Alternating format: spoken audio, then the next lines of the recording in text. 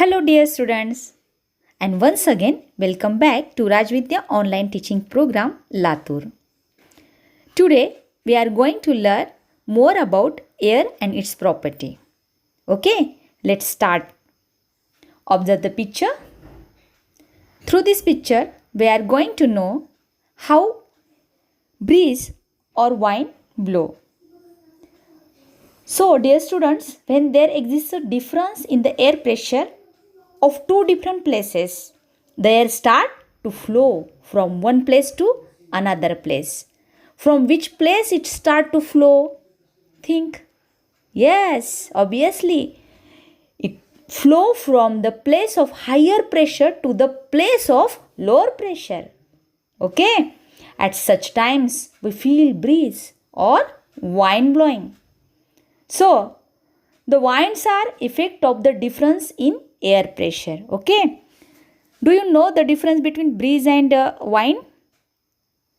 Breeze is light wind. While it becomes harsh, it called wind. So, there is a difference between air pressure in two different places. Wind or breeze start to blow. Okay. Are you understand? You will learn more about this in the lesson called Winds in Geography. प्रिय विद्यार्थी मित्रांनो, सकाळी सकाळी तुम्ही झाडांच्या पानांवरती पाण्याचे दवबिंदू पाहिले असतील. तर कधी-कधी फ्रीजमधून पाण्याने भरलेली थंडगार बाटली बाहेर काढल्यानंतर थोड्या वेळाने त्या बाटलीच्या अवतीभोवती जमा झालेले दवबिंदू पाहिले असतील. तर ही आर्द्रता, दमटपणा असे जमा होणारे दवबिंदू याबद्दल आपण थोडी कारणमीमांसा करूया. तर जाणून घेऊया यामागची काही वैज्ञानिक कारणे. सर्वात पहिल्यांदा आपण जाणून घेऊया आर्द्रता किंवा दमटपणा जो हवेमध्ये आपल्याला बरेचदा आढळतो.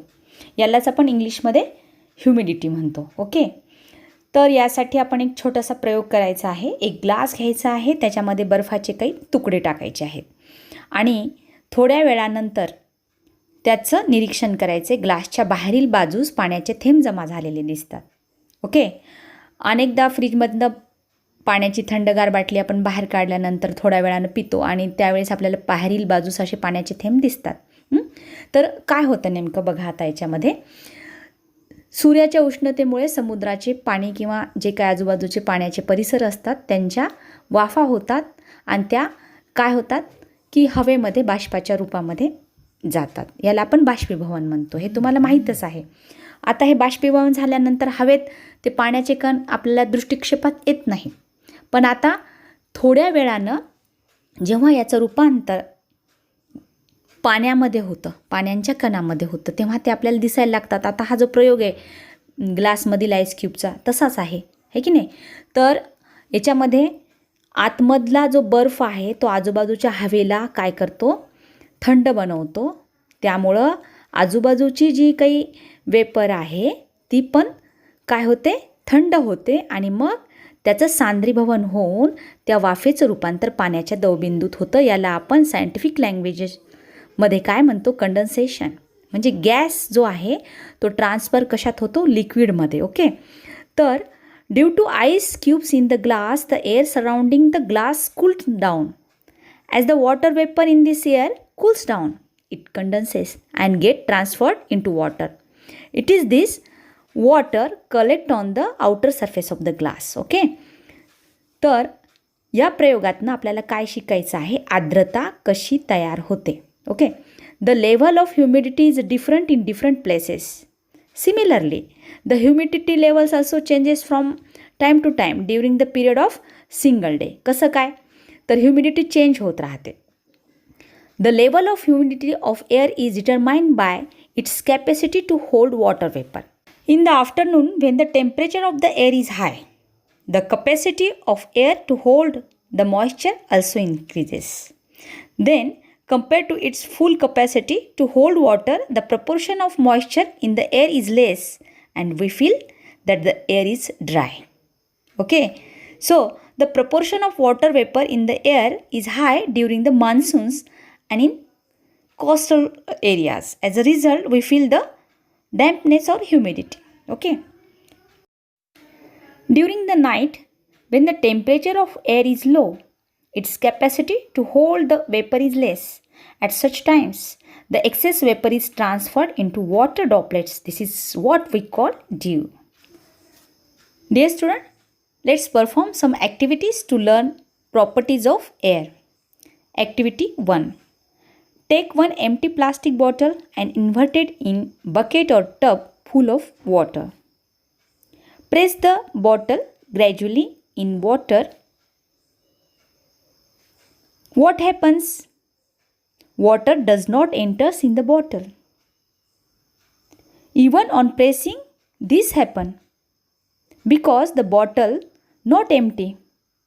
Air is present in this bottle. Now, tilt the bottle slightly, keeping inverted. Observe now. So, air bubbles escape out of the bottle and slowly water enters the bottle. Now, bottle completely filled with water. From this activity, it proves air occupies space. Now, air does not have shape. Let's prove it. Fill the air in balloon or in cycle tire or in football or in swimming tube. It takes their shapes. It shows that air does not have shape and size. It takes the shape of container when filled in it. Dear student, through this lesson, we have performed various types of experiments and know that air is invisible. It occupies space. It has weight and mass. So, these are the properties of air. Let's learn another properties of air. Air regulates temperature and transmit the sound.